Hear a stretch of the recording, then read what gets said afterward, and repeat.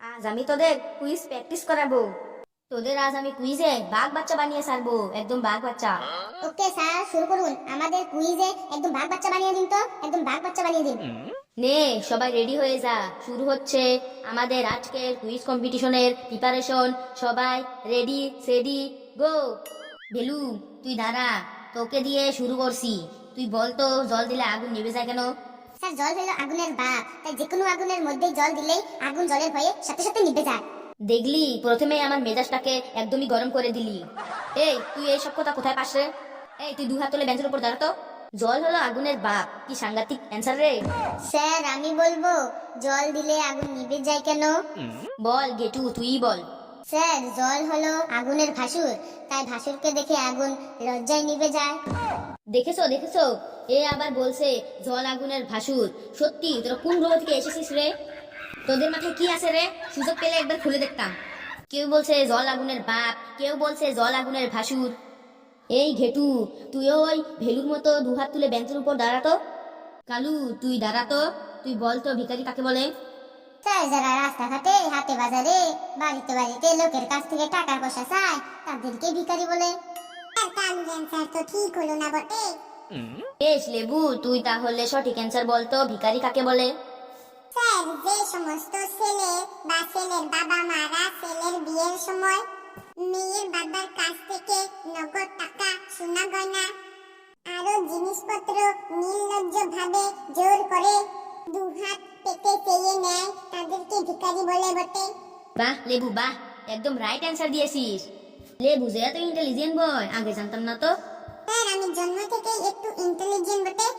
সে তো বুঝতেই পারছি, তুই বসে পড়। এই পেচি, তুই বলতো রাতের বেলায় ভাত না খেলে কি হয়? স্যার, এটা তো একদম ইজি অ্যান্সার। স্যার, রাতের বেলায় ভাত না খেলে সকাল বেলায় সেই ভাতগুলো পান্তা ভাত হয়ে যায়। বাপ রে বাপ, কি সাংঘাতিক অ্যান্সার রে বাবা। তুই বসে পড়, অ্যান্সারটার মধ্যে যুক্তি আছে। নে এরপর প্রশ্ন করছি, যে পারবি সে হাত তুলবি। বলতো রাস্তায় অ্যাক্সিডেন্ট কমানোর জন্য বড় বড় গাড়ির পেছনে কি লেখা থাকে? স্যার, আমি তো হাত তুলেই আছি, আমি বলবো স্যার। তুই তো সেই আবার উল্টো পাল্টো বকবক শুরু করবি। নে ফেলু বল। স্যার, রাস্তায় অ্যাক্সিডেন্ট কমানোর জন্য কোনো কোনো গাড়ির পেছনে লেখা থাকে মা ভগবান বউ শয়তান। কোনো কোনো গাড়ির পেছনে লেখা থাকে দেখলে হবে খরচা আছে। তারপরে কোনো কোনো গাড়ির পেছনে লেখা থাকে আপনার কাছে তোতা পাখি ডালিম গাছে মগ, তোমার আমার গোপন কথা জানবে না তো কেউ। আবার কোনো কোনো গাড়ির পেছনে লেখা থাকে গাড়ি রাজা টাটা আর জুতোর রাজা বাটা, আমার দিকে নজর দিলে মারবো তোকে ঝাঁটা। এই তো আর ফালতু বকবক শুরু হলো। তুই যা বললি ওইসব লেখা থাকে বলেই তো আরো বেশি করে অ্যাক্সিডেন্ট হয়। পেছনের গাড়ির ড্রাইভার ওই সামনের গাড়ির লেখাগুলো পড়তে গেলেই তো যত সব আরো অ্যাক্সিডেন্ট হয়। স্যার, বসবো? আমার মাথাটা জানি কেমন টনটন করছে। এই তোর কাহিনী শুরু হলো, মাথা টনটন পা ঝনঝন, এই শুরু হলো তোর কাহিনী।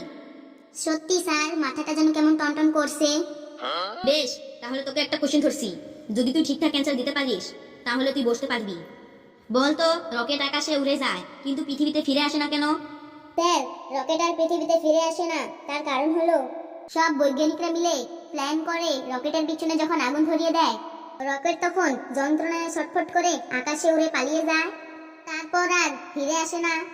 রকেট ভাবে আবার যদি আমি পৃথিবীতে ফিরে যাই তাহলে আবার যদি আমার পিছনে আগুন লাগিয়ে দেয়, সেই ভয়ে রকেট আর পৃথিবীতে ফিরে আসে না। কি বললি তুই? পেছনে আগুন লাগানোর ভয়ে রকেট আর পৃথিবীতে ফিরে আসে না? মেরে তোর ওই সামনে পোকা দাগগুলি আমি ফেলে দেবো। তুইও ওই ভেলুর সাথে থাকতে থাকতে দিন দিন ভেলুর মতো হয়ে যাচ্ছিস। সিঙ্গাপুরে যাওয়ার জন্য তোদের আমি আর ট্রেনের টিকিটও কেটে দিব না। তোরা সবাই হেঁটে হেঁটে সিঙ্গাপুর যাবি। ঘন্টা পড়ে গেল, আমি এখন যাই। তোরা যে যেমন ভাবে আসিস তেমনই থাকবি।